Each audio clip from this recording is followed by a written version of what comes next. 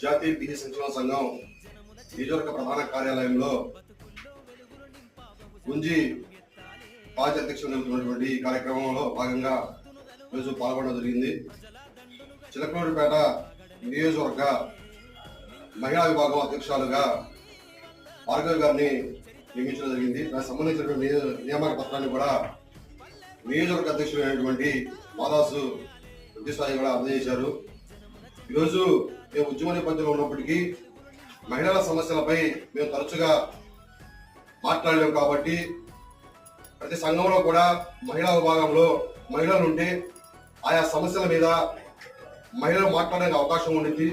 ఏదైనా మహిళా సమస్యలు ఉంటే మహిళలే వాళ్ళ యొక్క సమస్యలను చెప్పి పరిష్కారం చేసుకునేటువంటి అవకాశం కూడా ఉండేదని చెప్పేసి ఈ సందర్భంగా తెలియజేస్తా ఉన్నాం.